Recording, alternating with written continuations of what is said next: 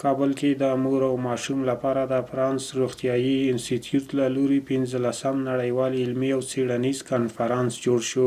دا کنفرانس د زده کړې نوښت، کیفیت او پایښت تر شعار لاندې د روغتیا په برخه کې د علمي څیړنو د هڅونې، نویو موندنو د شریکولو او د مسلکي تجربو د تبادلې په موخه جوړ شوی و. دا کنفرانس چې موږ دلته انفارماسي کې لرو دا نن 15م دور د دې کنفرانس و.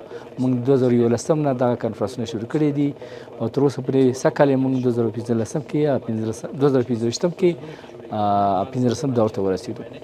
اصلي هدف مو دلته یا مقصد د دې کنفرانس دا دی چې موږ وشو کولی دا کوم څیړنې علمي تحقیقات شوي هغه خپل د ډاکټرانو ترمنځ کې محققینو ترمنځ کې سره شریک کړو، خپل کل لرنینګ چې ورته وایو یا چې زده کړه څه درلوده هغه شریک کړو ټول خلکو سره. همچنان د یو نیټورکینګ په حیث باندې موږ وشو کولی چې دا ډاکټران چې موږ دي د موږ محققین دي یا کسان چې د په دې برخه کې تحقیقونه کړي یو بل سره شناخت پیدا کړي او یو بل سره خپل تفاهم او دا کوم مفکوره چې لري یا کوم تحقیق چې کوي هغه شریک کړي. د عامه روغتیا وزارت هڅه داره چې په هیواد کې د روغتي خدمات په معیار باندې کار وکوي. د ننني کنفرانس موخه هم همدا وه چې موږ په زده کړو باندې کار وکړو، په ارتقا ظرفیت باندې کار وکړو او هغه څه چې روغتي سیستم د پایداري ورکوي، سسټینبیلیټي ورکوي، په هغه باندې به ان شاء الله دغه څیړنې هم پریزنټ کیږي. د عامه روغتیا وزارت د فرانسویانو دغه روغتون د کوم نوښت چې هر کال کیږي او دغه یو ساینسي کنفرانس دایروي، د دې څخه مننه کوي ځکه چې دا یو علمي هڅه ده او د هیواد د روغتي سیستم د پرمختګ لپاره همدارنګه د څیړنې د کلتور او فرهنګ د عامولو لپاره یو بنیادی اقدام ده. د عامه روغتیا وزیر مولوي نور جلال جلالي د مور او ماشوم لپاره د فرانس روغتیايي انسټیټیوټ علمي هڅې وستایلې. ویل دا ډول علمي غونډې د افغانستان روغتیايي نظام د پیاوړتیا او د خدماتو د کیفیت لوړولو لپاره بنسټیز اهمیت لري. لکه چې د کنفرانس د عنوان څخه معلومیږي، روغتیايي تحول او تمرکز په زده کړه، کیفیت، نوآوري او پایداري کوي.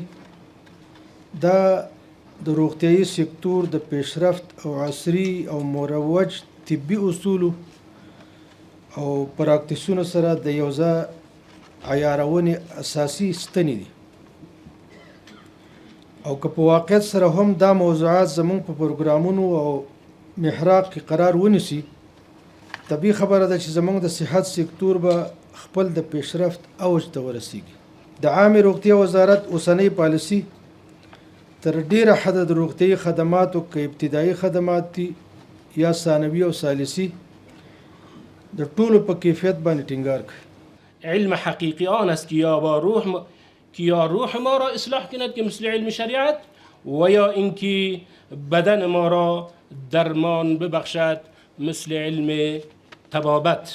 په دې کنفرانس کې ګڼ شمېر علمي مقالې او څیړنیزې موندنې وړاندې شوې چې پکې د روغتیايي خدماتو د ښه والي، د ناروغیو د مخنیوي او د عصري درملنې په لارو چارو بحث وشو. ګډونوالو د غونډه د علمي تبادلې، همکارۍ او د څیړنې د فرهنګ پیاوړتیا لپاره یو مهم ګام وباله. کنفرانس های علمی FMIC فرصت مناسب برای بحث، تبادل نظر و تحقیق در موارد مهم و بررسی ابتکاراتی است که ما را برای رسیدن به این هدف مهم کمک میکند.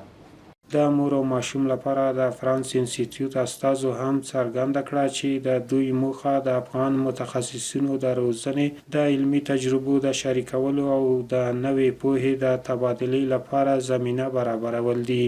او له عامه روغتیا وزارت څخه یې وغوښتل چې د څیړنې په برخه کې د لا پراخې همکارۍ فرهنګ ته وده ورکړي.